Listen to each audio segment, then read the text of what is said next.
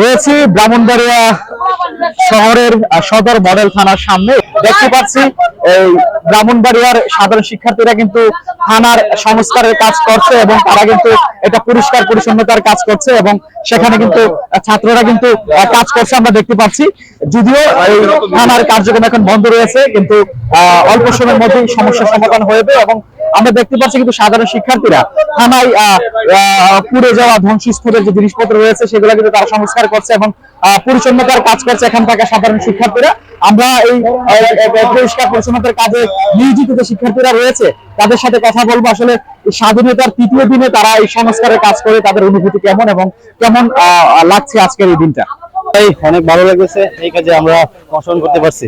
ঠিক আছে, কেমন লাগতেছে দেশের জন্য কাজ করে? জি ভাই, আমরা অনেক ভালো লাগতেছে, আমরা গর্বিত। কিন্তু ভাই কিছু ডিস্টার্ব আছে, আর লাগে ভাই আমরা ঠিক মতো কাজ করতে পারতেছি না। এই ডিস্টার্ব থেকে ভাই সরানো লাগে। ঠিক আছে, ঠিক আছে। কেমন লাগতেছে কাজ করে? খুব ভালো ভাই। আপনারা কখন থেকে কাজ শুরু করছেন? আসলে এই মাত্র আমরা কালকে থেকে করতেছি আর কি। ঠিক আছে, আমরা দেখছি এখানে সাধারণ শিক্ষার্থীরা কিন্তু থানা পরিষ্কার পরিচ্ছন্নতার কাজ করছে, কিছু শিক্ষার্থীরা শহরের ট্রাফিক নিয়ন্ত্রণের কাজ করছে, কিছু শিক্ষার্থীরা গোটা শহর কিন্তু পরিষ্কার পরিচ্ছন্নতার কাজ করছে। আমরা যদি থানার ভিতরে আপনাদেরকে নিয়ে যাই এবং থানার বর্তমান পরিস্থিতিতে কি সেটা যদি দেখানোর চেষ্টা করি। কেমন লাগছে আসলে কাজ করে? এই তো আলহামদুলিল্লাহ, সবাই একত্রিতভাবে সম্মিলিতভাবে কাজ করছে। স্বাধীন সুন্দর বাংলাদেশে আসলে কি প্রত্যাশা করছেন? সব প্রত্যাশা করছি যে সবকিছু দুর্নীতি মুক্ত এবং একদম সবকিছু সুষ্ঠু শৃঙ্খলা হবে। আজ সবকিছু থেকে 10 দিন আগে থানায় কিন্তু ঘুষ ছাড়া টাকা ছাড়া সাধারণ মানুষের কোনো স্থান ছিল না। আজকে থানায় আপনারা নিজেরা কাজ করছেন, নিজের অনুভূতিটা কেমন? ভাই, অনুভূতিটা প্রকাশ করার মতো না। আমরা কখনো ভাবতে পারি না যে আমাদের দ্বারা দেশ স্বাধীন হবে এবং আমরা এই কাজগুলোর মধ্যে এগিয়ে যাব। থানায় যারা অবস্থান করতে একসময় তো তারাই রাষ্ট্রের সন্ত্রাস ছিল, তাদের নির্মূল করার পরে নতুন বাংলাদেশে আসলে কাদেরকে প্রত্যাশা করছেন আপনারা? আমরা চাই যে সরকারি বেসরকারি প্রত্যেকটা খাতে মানুষ যেহেতু একদম ঘুষমুক্ত দুর্নীতিমুক্ত সবকিছু যেন সুন্দরভাবে করতে পারে, এটাই আমরা সামনে আগত সরকার থেকে প্রত্যাশা করি। এটাই আমাদের মেন প্রত্যাশা।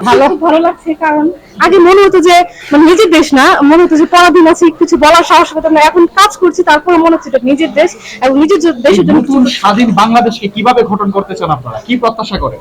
একদম নতুন প্রজন্ম যেরকম ভাবে চিন্তা করে এরকম ভাবে চিন্তা করতে চাই, নতুন ভাবে তৈরি করতে চাই এবং আগের কোনো কিছু রাখতে চাই না আমরা। আলহামদুলিল্লাহ, আল্লাহর কাছে শুকরিয়া, আমরা স্বাধীন একটি দেশ পেয়েছি এবং আমরা এখানে ক্লিন ইন্ডিয়া গত পরশু যাবত আমরা মাঠে আছি।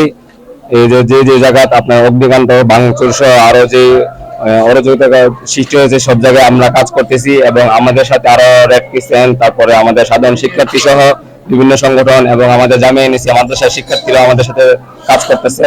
এবং আমি দেশবাসী সবাইকে আমাদের বিজয় উল্লাসের ক্ষেত্রে অতি উৎসাহিত না হয়ে এভাবে ভাঙচুর করতে আমি না করব, কারণ দিন শেষে এগুলো কিন্তু আমাদের টাকা দিয়ে, আমাদের সম্পদ, আমাদের টাকা দিয়ে এগুলো হয় এবং এই যে ভোগান্তি কিন্তু এখন আমরা বেশি হচ্ছি।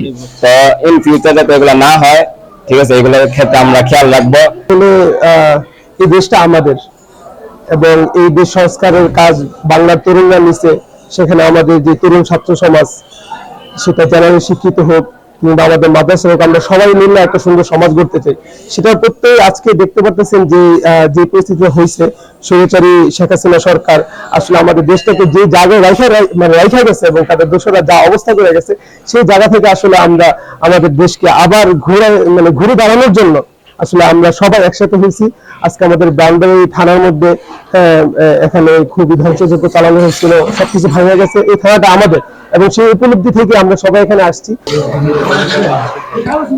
আমরা রয়েছে ব্রাহ্মণবাড়িয়া সদর মডেল থানায়, আর এই থানা সংস্কারের কাজ করছে একজাক তরুণ প্রজন্ম, একজাক ছাত্র ছাত্রী সহ শহরের বেশ কয়েকটি নামি দামি সংগঠন। তারা কাজ করছে পরিষ্কার পরিচ্ছন্নতা।